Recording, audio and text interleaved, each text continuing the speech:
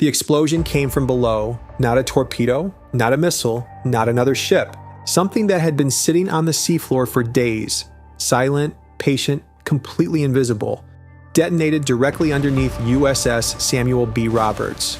Now, look at what that actually means. A device on the ocean floor just lifted a 4,000-ton warship out of the water. It tore a hole 4.5 meters wide through the keel, flooded the engine room, knocked out power, sent 10 sailors to the medical bay with shrapnel and burns. And then the ship just stopped. No enemy vessel to chase, no radar contact, no target to lock onto and fire back at. Just open water, and somewhere beneath it, the thing that had been waiting there the whole time. The crew fought for 14 hours. They shored fractured bulkheads by hand. They flooded compartments deliberately on purpose just to fight the list. They worked by flashlight in rising seawater. They saved the ship. But here's the thing. Nobody in Washington was talking about the survival story, because the question already moving through Navy briefing rooms was something else entirely. How does the most powerful naval force in human history get stopped by something that costs less than a used car? That question didn't have a reassuring answer in 1988, and today, right here in a 50-kilometer choke point where 1/5 of the world's oil moves every single day, it still doesn't. A supertanker entering the Strait of Hormuz doesn't get the whole 50 kilometers. Look at the actual transit lane. Right there, 3 kilometers wide, that's it. Some of the largest moving structures ever built by human beings, funneled through a gap barely wider than a large airport runway. They move slowly, they turn slowly, they cannot stop. Not quickly, not at all really. And on the northern shore, the Iranian coast, the mountains run straight down to the waterline. Every ridge is a firing position. Every cove hides something. Now look at these 3 islands. Abu Musa, Greater Tumb, Lesser Tumb. Notice where they sit. Almost perfectly over the transit lanes.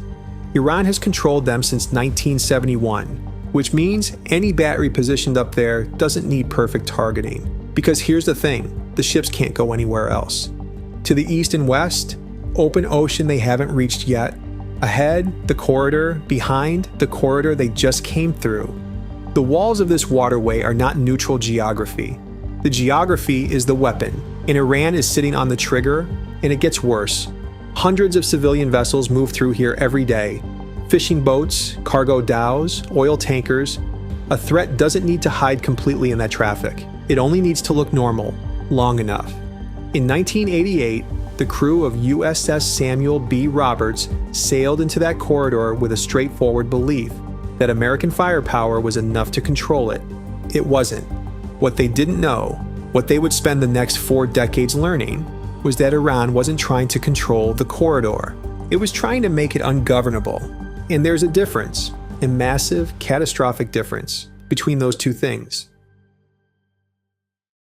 4 days after the Roberts hit that mine, the United States Navy responded. April 18th, 1988, Operation Praying Mantis. The orders were precise. The execution was something else entirely. U.S. surface action groups moved on Iranian oil platforms being used as military staging posts. The first, Sasan, was warned to evacuate, then it was destroyed. The second, Siri, refused. Iranian troops opened fire. U.S. Marines boarded. The platform burned. And then the Iranian Navy made the decision that would define the next 40 years. The frigate Seyhan, one of Iran's most capable warships, sortied to engage. She fired on U.S. aircraft. Now watch how fast this goes. Within minutes, 6 intruders and 7 Corsairs were already inbound. Harpoon missiles, Rockeye cluster bombs, laser-guided ordnance. The Sahan was hit so many times, so quickly, she sank still burning, fires visible for hours across the Gulf. Her sister ship, the Sabalan, sortied next, took a laser-guided bomb straight through her stack, barely made it back to port. By sunset, Iran had lost 2 oil platforms, 1 frigate on the bottom of the Gulf, 1 crippled, multiple gunboats destroyed.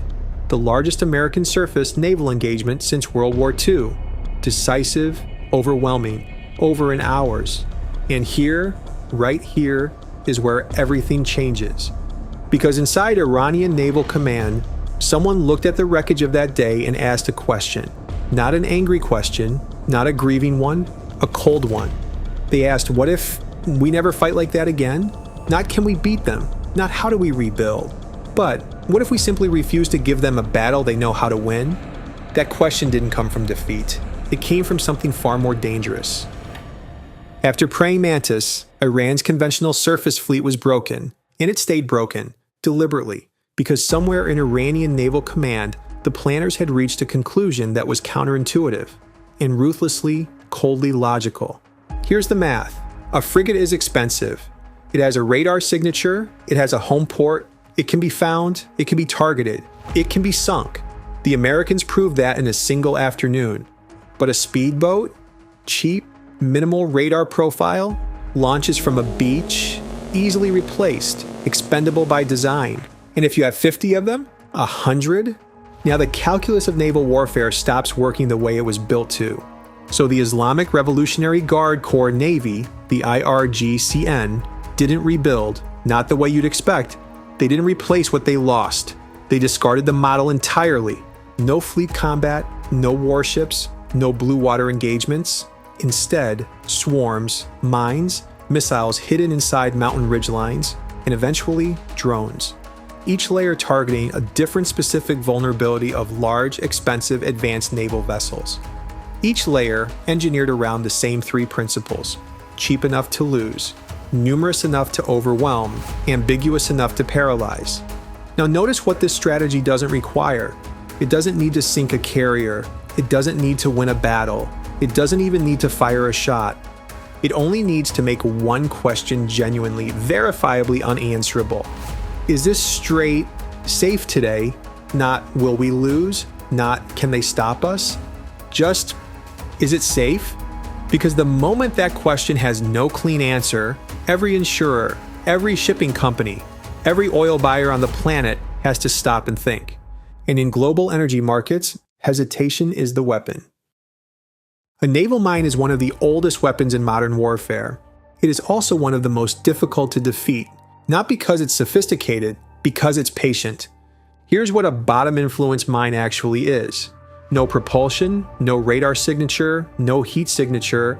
It just sits there, on the seafloor, waiting. It detects the pressure wave of a passing ship, or the magnetic signature, or the acoustic profile, and then it fires. The Roberts was hit by something even simpler than that. A contact mine. Float to the correct depth. Wait for something to touch it. That's the whole design. That's the entire engineering brief. Now look at where we are. Shallow water, confined channel, heavy traffic, moving slowly, on a completely predictable path. In an environment like this, a mine doesn't need to be smart. It doesn't need to be targeted. It just needs to be there. So how do you clear them? Slowly, dangerously, and never completely. U.S. Navy helicopter crews hunt mines by flying low and slow across the water, towing detection sleds designed to trigger magnetic mines at a safe distance. Low, slow, over water that Iranian shore batteries can reach from the coast. Think about that for a second. The act of removing the threat is itself an invitation to be targeted. And here's the part that makes the whole equation brutal. Mines can be resown faster, significantly faster, than they can be cleared. Iran doesn't need to win the minefield. It just needs to keep it alive. The radar operator sees the first contact at 340, then another, then 5 more. Within 60 seconds, 18 fast-moving contacts, closing from multiple vectors simultaneously. The system tracks them, all of them. That's not the problem. Here's the problem. Which ones are threats? Fishing boats run at night. Smugglers run at night. IRGCN patrol boats run at night. Suicide boats run at night. And at radar range, in the dark, in a crowded waterway, they look identical. January 2008, 5 IRGCN speedboats approached 3 U.S. warships in the northern Gulf: USS Port Royal, USS Hopper, USS Ingram, high speed. No communications returned. Radio transmissions crackling with threats to destroy the ships. And then, white boxes dropped directly into the water ahead of the ship's path, possibly improvised explosive devices. An American commander later said they were within seconds of a decision to open fire. Now think about what that window actually is. the time it takes a fast boat to close from the edge of engagement range to impact distance. Less than a minute, that's what you have. Less than 60 seconds to decide whether what's coming at you is a fisherman or a bomb. And it gets worse. In 2002, a U.S. military exercise tried to simulate exactly this kind of conflict, an unconventional adversary in the Gulf. The Red Team commander used swarm tactics, decentralized command, mass small boat attacks. The results were catastrophic enough that the exercise was stopped, reset, new constraints added to keep it running. The problem wasn't reset, so the Navy adapted. Missiles were too expensive, too slow for fast-closing small boats. Helicopters were pushed forward instead, faster, cheaper per engagement, capable of meeting a swarm with a swarm. Phalanx cannons were recalibrated from air threats to surface targets. Entire patrol doctrines were rewritten from the ground up. But here's the catch. Every new layer of defense the Navy built gave Iran a new layer to study. Every adaptation revealed a new gap to probe. Every answer raised a new question, and the swarm concept kept evolving. Because the biggest problem with a swarm boat had always been the same fundamental constraint. It still needed a crew, a human being willing to get close enough. Iran was already working on removing that requirement. The mountains lining Iran's coast are not scenery. They are a firing platform. Hardened bunkers cut directly into ridge lines. Underground launch facilities connected by roads that simply disappear into the terrain. Camouflage nets that make entire installations look, from orbit, like nothing at all, like empty hillside, like rock and scrub and shadow. There is nothing there, until there is. Now look at what's inside those hills. The C-802 anti-ship missile, the exact variant that struck an Israeli warship in 2006, fired by a force Iran had personally armed and trained, flies at a near sea level, fast, low, small radar cross-section, designed from the ground up to be seen as late as possible. And Iran didn't stop there. They built the Noor, a domestic variant, then the Qadr, then the Khalij Fars, a ballistic missile, modified with a guidance system specifically engineered to track a moving ship. Not a stationary target, a moving one. Now put yourself on the bridge. You're in the corridor, 3 kilometers of navigable water on either side. No room to accelerate to evasion speed, no room to turn, the transit lane won't allow it, and then the radar warning receiver starts screaming. Somewhere in those mountains, a targeting radar has just locked onto your ship. Here's what the crew doesn't know yet, whether the missile has already launched, because by the time that warning sounds, it may already be in the air. The defensive systems now have seconds, not minutes, seconds, to detect the launch, classify the threat, calculate intercept geometry, and fire a response. In a corridor where the walls are armed, and the walls have been quietly, patiently, methodically getting ready for a very long time. Here's the core problem, stated plainly. A modern aircraft carrier costs billions of dollars to build, over $1 million a day just to operate, thousands of sailors, years to replace if lost, a naval mine, a few $100s, a swarm boat, a fraction of the cost of the warship hunting it, an anti-ship missile, roughly the cost of a family home. Now sit with that for a second. This isn't accidental. This isn't a gap Iran stumbled into. This asymmetry is the architecture. It's the entire strategic blueprint, designed from the beginning to exploit one specific uncomfortable truth. You do not need to win. You need to make winning expensive enough to matter. Military analysts have a name for what happens next. They call it the magazine depth problem. Here's how it works. An advanced interceptor missile, the kind a warship fires to destroy an incoming threat, costs over $1 million per shot. The incoming drone it's destroying, a few thousand. You can do that math in your head. Now multiply it. Across a 50-kilometer strait, over years, over hundreds of incidents, over thousands of ambiguous radar contacts per patrol rotation. Every second, a bridge crew hesitates on an unclear contact. The boats get closer on the screen. Every minesweep is another day of helicopters flying low over an armed coastline. Every swarm exercise Iran runs costs them almost nothing. Every defensive response does not. And here's what makes this genuinely structurally unsolvable with the tools the U.S. Navy was built to use. The Navy was built to defeat fleets. and fleets are finite. You find them, you destroy them. The threat is gone. But what Iran built has no fleet to destroy. Every boat, easily replaced. Every mine, relayed under cover of darkness. Every battery, rebuilt underground, behind a mountain, invisible from orbit. The target keeps disappearing. The danger never does. And then Iran solved the biggest limitation of the swarm boat. A speedboat still needed a crew willing to die. A drone did not. An Iranian surface-to-air missile shot down a U.S. Navy RQ-4A Global Hawk surveillance drone over the strait. $130 million. Gone in seconds. No engagement. No warning. Just gone. That same year, tankers began arriving at port in the Gulf of Oman with something nobody could immediately explain. Holes in their hulls, limpet mines, magnetic charges fixed directly to hull metal in darkness by divers or small boats that were never seen, never tracked, never identified. No fleet engagement, no radar contact, no attribution. Ships just arrived damaged. And then 2023, the Red Sea.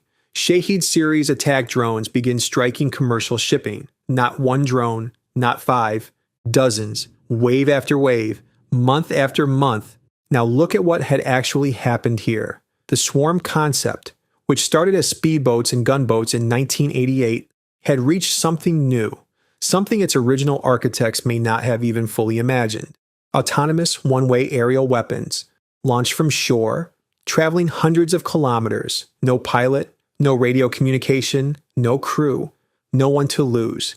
And every interceptor missile fired to stop them cost 20, 50, 100 times what each drone cost to build. The magazine depth problem, which had spent decades as a theoretical concern in war game briefings, became a daily operational reality. U.S. and Allied warships burning through stockpiles of advanced interceptors, firing million-dollar missiles to stop weapons that cost a fraction of a percent of what they were protecting. The trap hadn't been dismantled. It hadn't even peaked. It had evolved past what it was originally designed to be, into something the Navy that fought at Praying Mantis in 1988 had no framework to conceptualize, and it was still evolving.